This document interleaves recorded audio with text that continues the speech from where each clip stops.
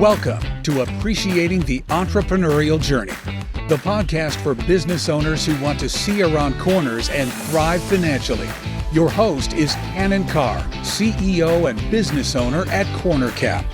Tune in every week for lessons learned from the trenches of entrepreneurship, business success, and financial independence.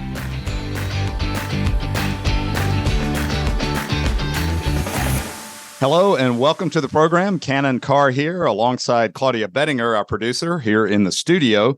Our guest today ended up running for decades what has been one of Atlanta's most historic and iconic fast food restaurant experiences, but it didn't start that way. No, it didn't. Our guest today is Nancy Sims, who is CEO of The Varsity, and she took over unexpectedly in 1983. And now she's shifting leadership to the third and fourth generation. And it's just a super interesting story. It's a great story. Of course, The Varsity's been in Atlanta since 1928, so now 95 years old. But Nancy has been just such a key part of making it into the next generation and continuing the wonderful traditions that The Varsity is in our city. You know, today, this episode really is all about how to establish authentic leadership and really how to create a formula for successful transition across generations in businesses. So, you know, if you really want to think about today's podcast, it's a guide about how to take over from a legendary founder, because her father was legendary, running an iconic brand, but also how to win the trust of skeptics. You'll hear Nancy talk about how when she first showed up on the job with no training and no background in the business, how there were people who thought she would fail. And how do you win their trust over time naturally and, again, through authentic leadership? And in this, you'll hear a little bit about how to build consensus across not only your team, but across a community, particularly in those times when you have to make a tough decision. And Nancy certainly had times where she had to do that. Exciting podcast. We're excited to bring it to you today. Sit back and enjoy Nancy Sims. Nancy, thanks for joining us today. I know I've been looking forward to this conversation for a while, and I figure we'll start with you grew up, of course, in the family business, knowing the family business, but you weren't necessarily looking to get involved working in it. Tell us a little bit about what you were doing before you stepped in at the Varsity. Well, thank you for having me. And I will say that I really didn't know much about the family business because I wasn't involved in it at all. That was my father's baby. And I don't really think he ever wanted or expected me to be a part of the family business. So he didn't discuss business with me. The only time I heard things were just in general conversation in the house, or he would talk on the phone to the people at the Varsity and check and say, how many hamburgers do you have on the grill? And don't cook too many up. And, how's the chili? And that kind of thing. So he never talked to me about business. Right. And I was so you grew up, you of course knew about it, but not anything about business operations or business leadership. I knew about it for birthday parties and backyard parties, and I would go to the Varsity with friends or with my parents. But I probably had ordered less at the Varsity than anyone else, because when I went, my father ordered for us and we sat in his office, or I went with a date and we had curb service outside. So I don't think I had ever even ordered at the counter, which is strange. I know. Amazing. But so you weren't expecting to get involved. And yet I know when your brother unfortunately passed away, and I think he was next in line to take over from your dad, who had built an incredible brand. When he passed away, you suddenly found yourself tapped to run this incredibly well-known brand and business for the city of Atlanta. Tell us a little bit about what that felt like when you were tapped to do that. How did you get tapped and how'd you feel? I will never forget that. That's a day that changed my life. I was in the kitchen with my mother, and my mother said, your father is never going to be able to go back to work. And I need you to go down to the Varsity and decide what we're going to do with this business. Well, my mother didn't work in the business. She didn't really know anything about it. And I didn't know anything about it. So I said, well, yes, ma'am, I'll go down there and see what I can figure out. But when I went, I really thought I would just walk in and say hello and say, we're going to sell this business. So I went down to see the manager unannounced. On my first day, I walked in and said, here I am. And I'm sure I startled him to death. And he said, okay, well, here's an apron and a hairnet. And he took me into the kitchen and showed me. He didn't show me, but he turned me over to some people to show me how to make the recipes, the chicken salad, the pies, fun things like slicing onions. And I was crying while I was slicing the onions. And while all this was going on, one of the suppliers came in the door and looked in the kitchen and saw me. And he went over to Mr. Minix and he said, who was the manager then? He said, who's the blonde in the kitchen? Mm-hmm. And Mr. Minix said, oh, that's Mr. Gordy's daughter. She won't last 2 weeks. My goodness. So now it's 38 years, I guess 39 years that I've been involved. Right. She won't make it 2 weeks, but here we are 38 years later. And you have provided incredible leadership and such a transformation. And I'm so excited to be able to explore that a little bit as you stepped in and took that role. So did Mr. Minix know? And if you can imagine, think about it on the other side. Here were all these employees that had somebody coming in to take over the company and they didn't know what I was going to do. They didn't know anything about me. And I'm sure they were as scared as I was about what would happen to their future. So I said, okay, well, I'm going to give this a try. I'm going to stay for a while. So I did the kitchen work. And then one of the first places we always start new employees is in the TV room, where they wipe the tables and they clean the trays and they bring the trays back behind the counter. So I did that for a while. And I know that TV room quite well, by the way. So good. Yeah. Keep it up. Yep. So I got to feeling a little better about everything. I adjusted and I really found out that I loved it. It was fun to me. It was my personality. I love people. I like serving people. I like showing people a good time, talking to people. So it was fun. And I said, I think I can make this work. And Mr. Minix, who had been with my father for 32 years and was ready to retire, so I know he's glad to see me, stayed with me for 2 years and held my hand and, helped me learn.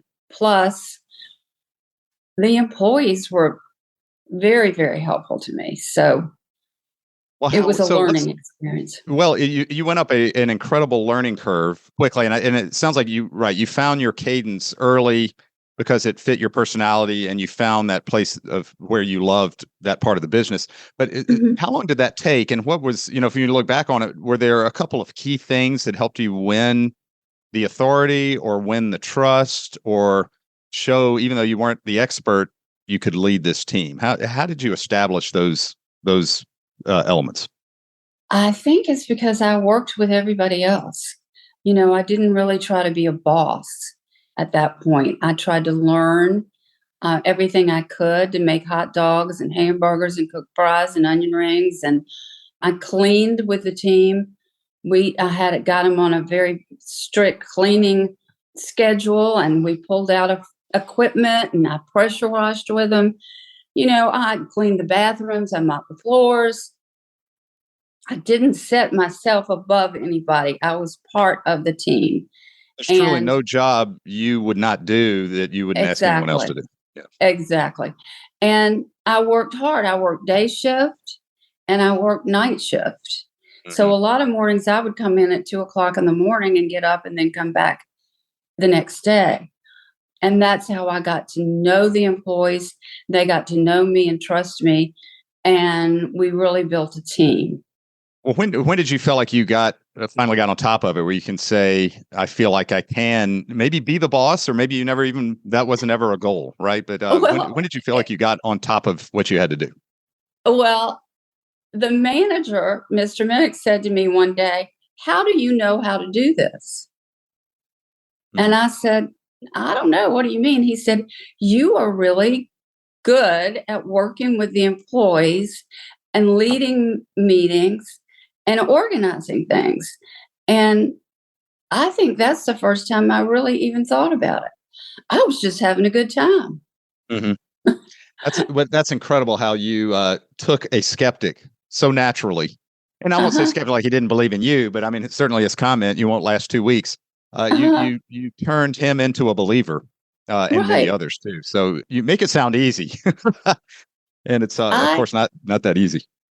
mm, one thing I think, and this is for other entrepreneurs as well, you need to really enjoy what you do, Mm-hmm. not to do something just because of the money, and to do it because you really have passion for it.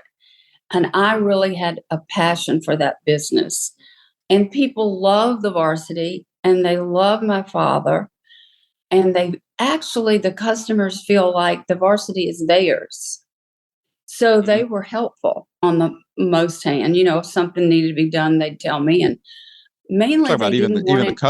even the customers at that point, right? Oh yeah, they Yep. love the varsity. Mm-hmm. So everyone was behind me. I Mm-hmm. didn't feel like that because I was a woman and because I was young and because I'd never done this before, that people were against me. I felt like everybody was there to help me and teach me. And the main thing is I didn't want to change anything. I wanted to keep the tradition and that people loved. I guess the old phrase, if it ain't broke, don't fix it. Mm-hmm. Because the customers felt like they didn't want anything to change. They loved it the way it was. So for the longest time, that was my goal, was to keep everything like my father had it, to do my best, to keep it excellent, to keep it successful financially, and to be able to pass that on to my family. Well, and let's pause there because we'll call that maybe phase one or phases 1 and Mm-hmm. 2. But I did want to explore a lot of times, the second generation coming in behind a very beloved parent, either a founding dad or a founding mother who started a business. The world referred to your dad as Mr. Gordy, and he was legendary. Is it hard to step in the shoes of a legend and be yourself? How did you have to struggle with that at first, or again, was it something you found a natural cadence for? I didn't really struggle with that because, like I said, I had a team behind me. And at times, someone would get upset, a customer would get upset about something or say something. And I would just say to him, well, Mr. Gordy's no longer a part of this equation. Mm-hmm. And that was my answer. And okay. And they're like, yeah, he's not here anymore. I know he's got a legacy, but he's not at the counter right now. So you got yeah, that's right. Mm-hmm. Well, so you didn't So, feel the pressure to be Mr. Gordy. no, I never Yeah. felt the pressure. You know what I did? I would look up and say, how am I doing, Daddy? Mm-hmm. And I felt like I got a lot of answers back from him. Oh, that's wonderful. And I know that the Lord sent excellent friends and people. When I needed a particular job done, it seems like the right person would walk in and be there to help me with whatever situation. I kept those lifelong partnerships and friendships with businesses all through my career. Mm-hmm. And again, it was a family. It was a varsity family, and it was our suppliers. One piece of advice, though, is that don't think necessarily because you've been a customer of a supplier for years and years and years and years that you're going to get the best price. And I learned that several times the hard way by being loyal to them and then finding out they were raising my prices and giving new customers better prices. Also, I had a general manager with me, Joe Shalabi, he went to Georgia Tech, and he was very good with numbers and buying. So I had people. Is that I someone you didn't. hired, or was he No, there he when was you there got when there? my father was there. He worked with Mm-hmm. my father under Ed Minix. And then when Ed retired, I made Joe general manager. So it wasn't like I did all this by myself, you know. And that's another thing. You need, for an entrepreneur, you need to have people who have experience and talents that you might necessarily not have to And it sounded like surround you. right. You. It sounded like you certainly knew your skills and knew where you might have a weakness and have someone else who could fill that. Exactly. And, Mhm. you know, when I came to work there, the business office was not at the varsity, it was in our accounting office. And so every week, a lady would come down and bring checks for me to sign and then take them back. And that went on and on. And it just dawned on me that that didn't really make sense. So I hired the person that was handling our account in that firm. I hired her to work for me Mhm. and brought her in house. And we started the business office. We got an office for the two of us. And I brought the business office in house. Was And that your first? she's Do you think was that your first hire yourself, and maybe your first independent decision? right. Yes. And she still works for me today. So she came 2 years after I did, maybe 3 years. She was the controller for the varsity all that time. And then we have a foundation and now she works for the foundation. Oh, So that's wonderful. that's Right. yes. That's wonderful. So, and still with you today, which is wonderful. Hmm. So we had, so that was kind of your first independent decision. So as you look there, we moved to kind of phase 2 or phase 3, where at first you weren't making any changes at the varsity, but was there times when you said, all right, now I need to really make some leadership as the leader of this organization, make some significant changes one way or the other as the business evolves? Because it's a competitive industry, right? Atlanta's changing, the industry's changing. Walk us through maybe an early decision where change was forced upon you and you had to make your first calls.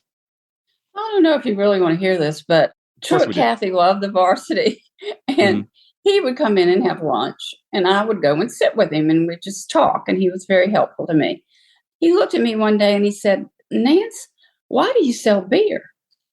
And I said, well, I don't know. It was here when I got here. I didn't think anything about getting rid of beer. He said, well, I really don't think you need it. And I went, I don't know. And went on about my day. And several weeks later, a policeman walks in and he wants to see my book of all my employees and their licenses to fill alcohol, Hmm. to sell alcohol. And I said, I don't know what you're talking about. I knew nothing about that. And he said, yes, you're supposed to have a book alphabetized with all of your employees' names here because you sell alcohol. And I said, I don't even know what you're talking about. And then he said, well, okay. So then I got a court date. I had to go to court. I went down to court and they called my case and they asked me about it. And I said, well, I didn't know anything about it. And I said, in the first place, I do not have time to alphabetize my employees. We have a high turnover. And second of all, if you want a beer at the varsity, you better get down there today because this is the last day we'll sell beer. That's actually a pretty major change then. That was a major change. Yeah. And, we haven't missed it. Hmm.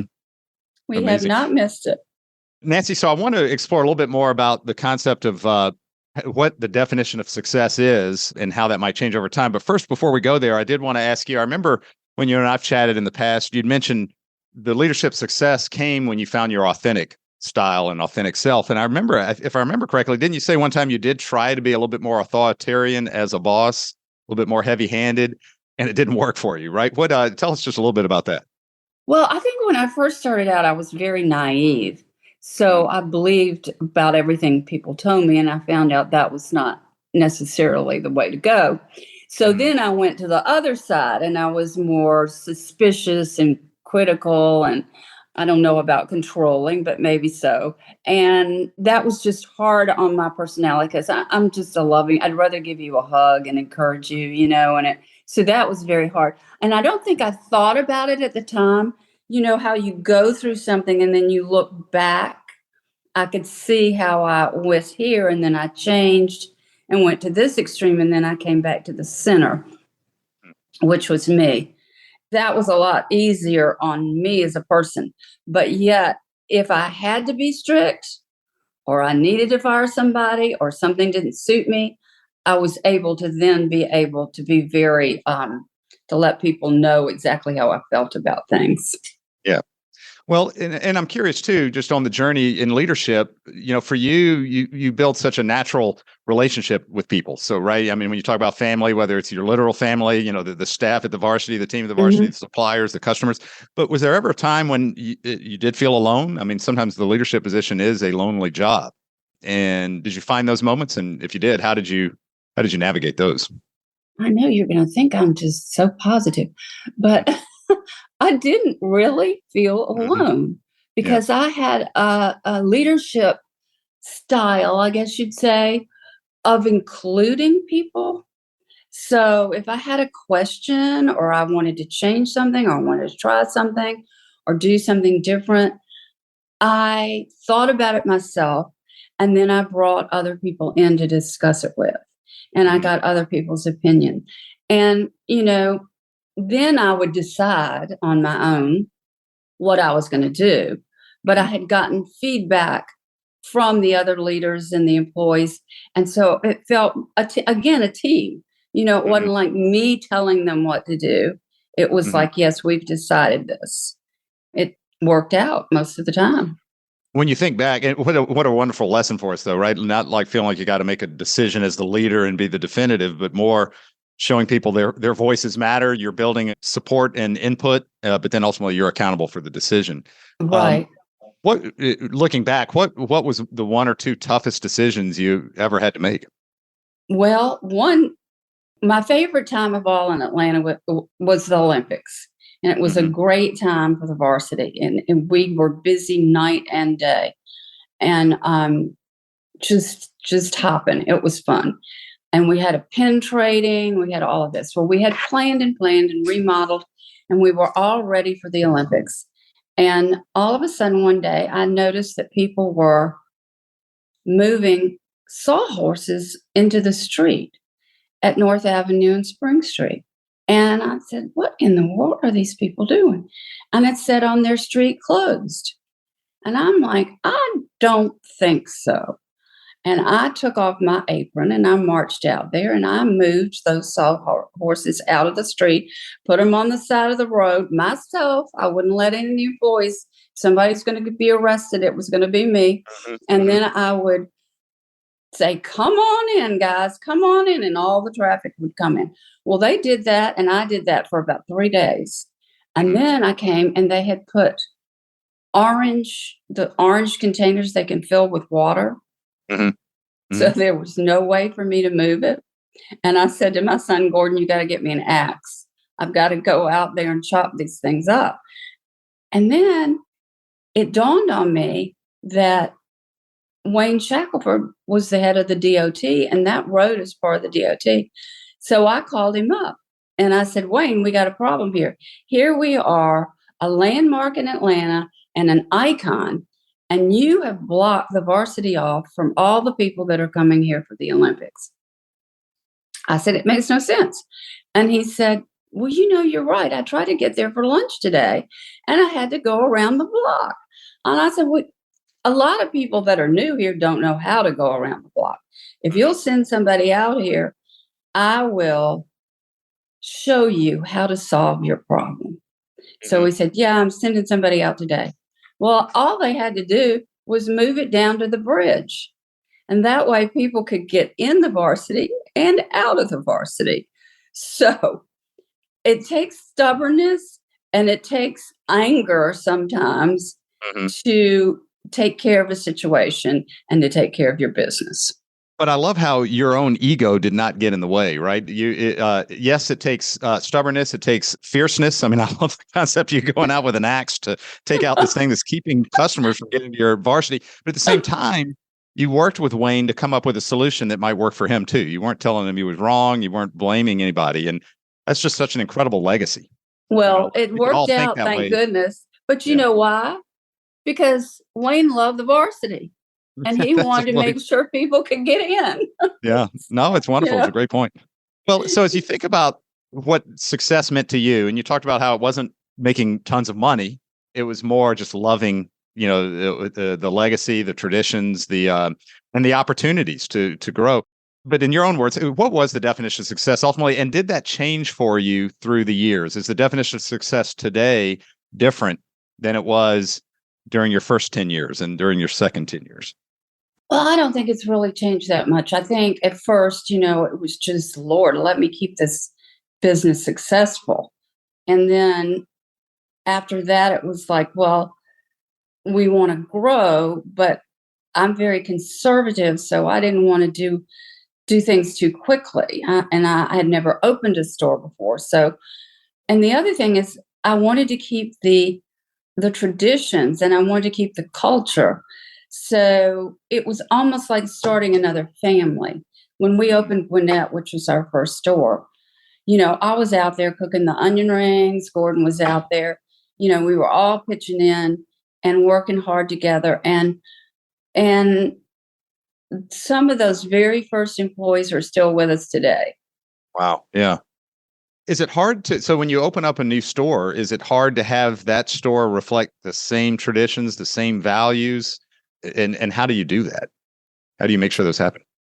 Well, it is kind of hard because, the downtown varsity is just different in itself. When you walk in, you just feel it's so big and so many people and what do you have? Tons of What do you have? And activity. all Yeah. that. What do you have? Tons of activity. It is hard. And we train people at the downtown varsity Mhm. so that they get the feeling of that before they actually go and work in a store. So they feel that energy and they hear the what do you haves and the noise and all that. But when you're in a smaller store, it's just not exactly the same as much as you'd like it to be. But the food is the same, although people will tell you, well, the chili jog just doesn't taste the same at Gwinnett or wherever as it does downtown. Same recipe, same chili, but it's just a different location.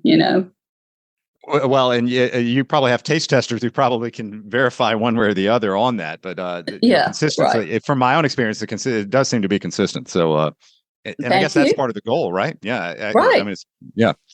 I learned that from my father. I learned you need to be consistent in all that you do. And that even goes to closing restaurants, which when I was remodeling the varsity before we got into the Olympics, that was in 94. I chose a contractor that promised me that he would keep the store open the whole time. And we did it, and we did half the store one time and then the other half after we finished that. And we kept it open the whole time, and we were not down in sales. That's amazing. So you remodeled the store, kept it open and operating, but at half capacity, right? At half And it just capacity. comes with, yeah. But actually did the same amount of business, which Yep. might have told you could use a smaller store. I was going to say, you need all that real estate, but it's such great real estate to have, Yeah.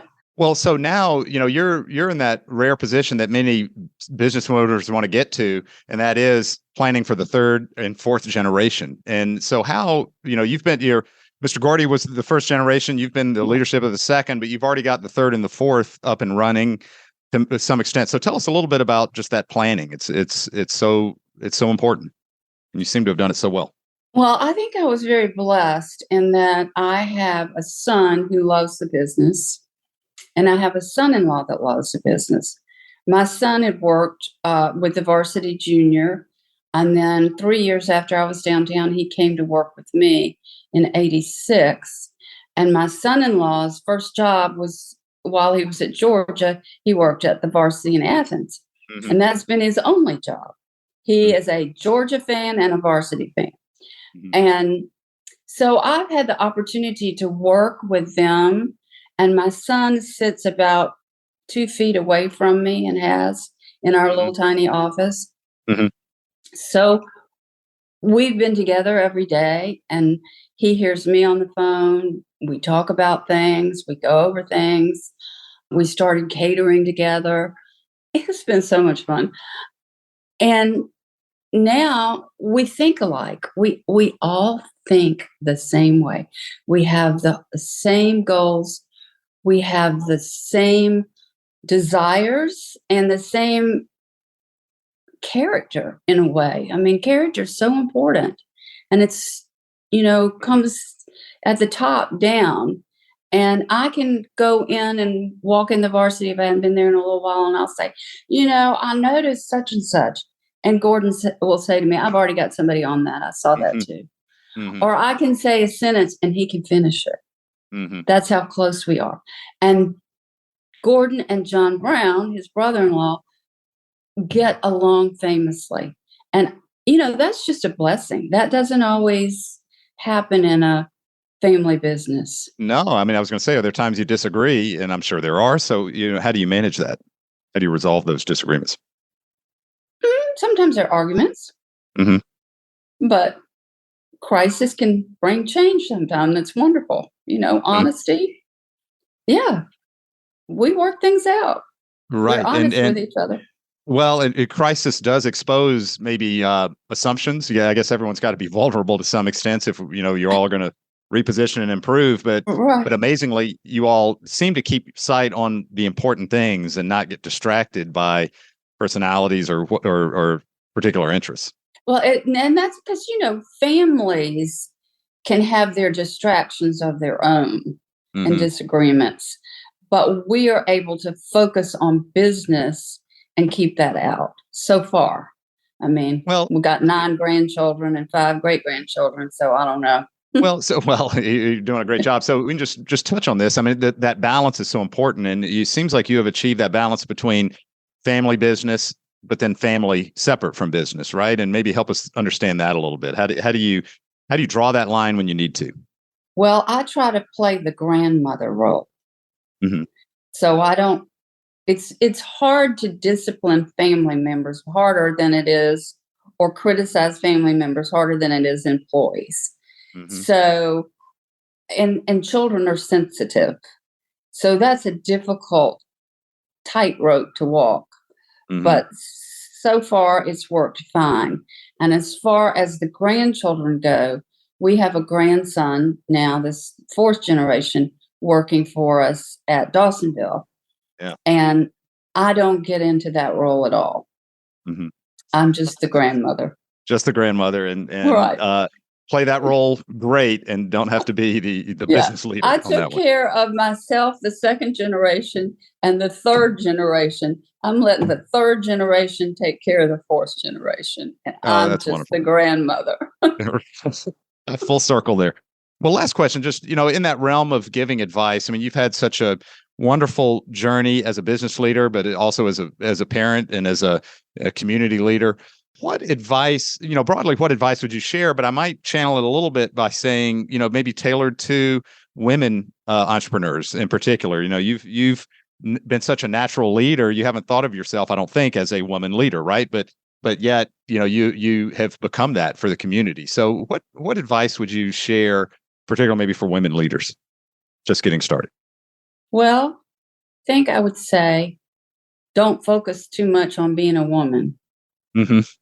It doesn't really matter. You just want to be a leader. If you are yourself and you have a strong set of goals and a strong character of what's right and what's wrong, because all of that filters down.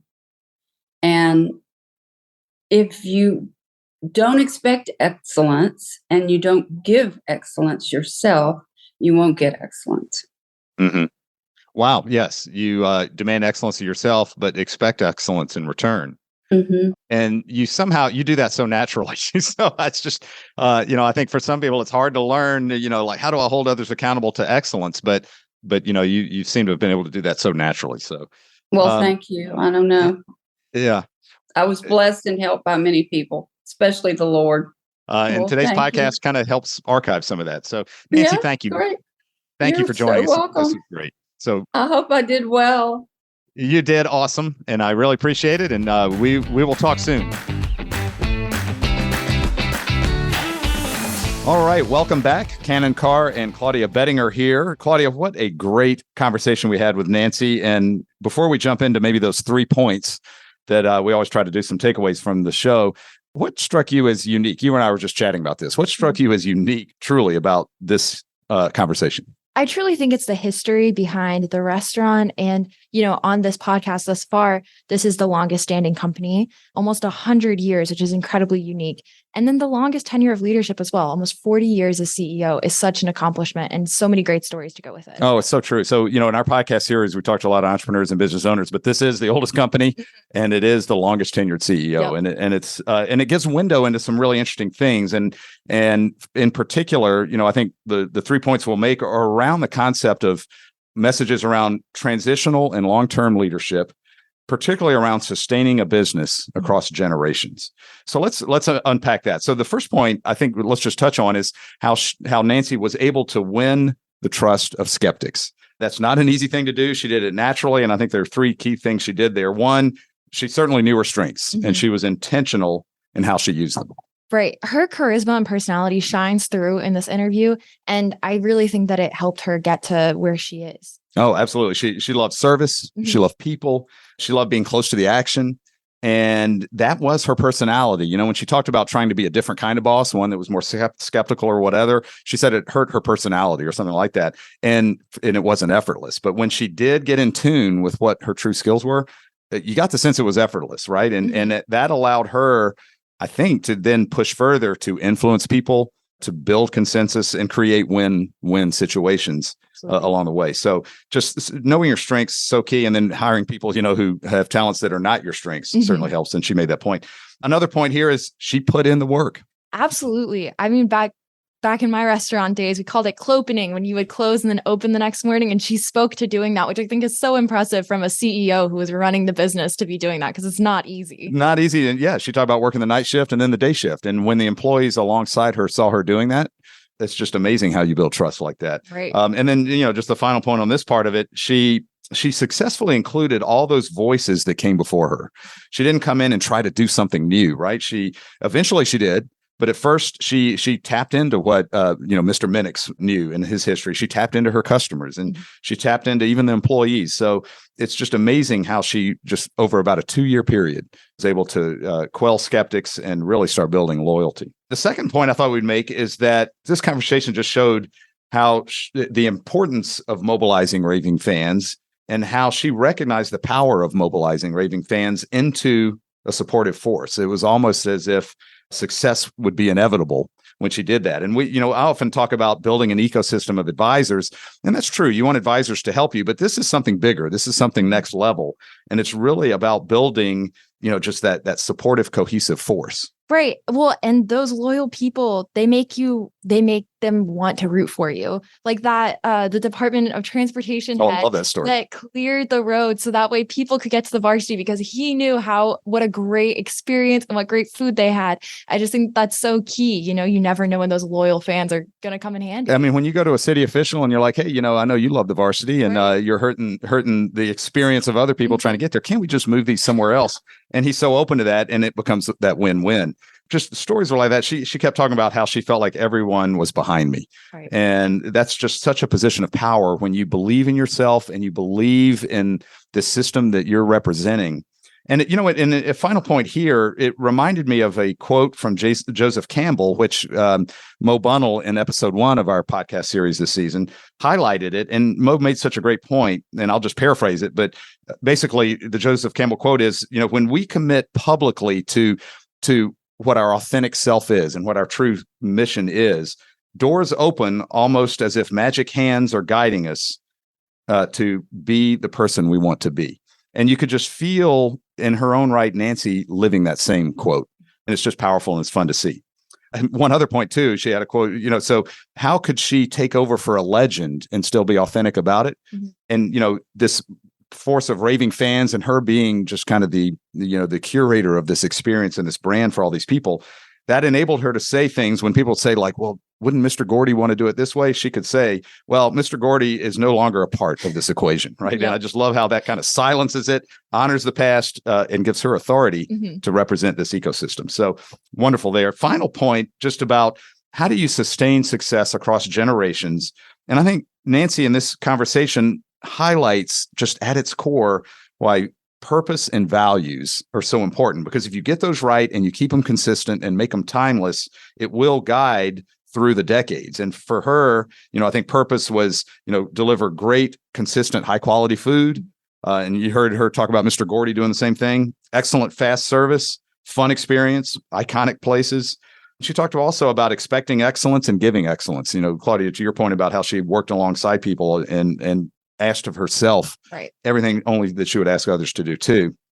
And she mentioned character starts at the top, right? So all those things, if you get those values and purpose consistent, just so important. And when you do that, you're able to say no to things too over time, right? I love you. You and I were talking about the beer story. You remember that? Yeah, absolutely. That beer story where she was talking to Truett Cathy the day before, and he was like, "Why do you sell beer?" And being able to say no so quickly when she got that court order, she was like, just washed her hands of it. Was like, "This is not my problem." Oh, just it was impressive. Well, that charisma you'd mentioned earlier, and knowing intuitively that's not consistent with the brand. Don't have to have it. Let's make it happen. Have it. Let's make a quick decision. You saw it in the traffic access example you talked about, and even in our conversation about franchising. The reason they don't franchise, right or wrong, but they don't franchise and it works for them is because they want those core values and those family traditions to stay anchored to what the brand represents. Finally, just a final point in this success across generations, she knows when to back off. Oh, absolutely. I love when she said, "I'm just the grandmother." It's amazing. It's great. Well, so, right. She's saying, all right, so if we're all sharing the purpose and values, we've all worked alongside, then she can truly back off and let the third generation take over. And it's, and then, they focus on the business and they don't seem to get distracted by distractions. So, well, anyway, I thought those are kind of the three key points we took away. Certainly, there's a lot more in this interview and so much fun. Well, Claudia, thanks for joining me today. And you all in the audience, thank you all for joining us, and we'll see you on the next one. Thank you for listening to today's episode.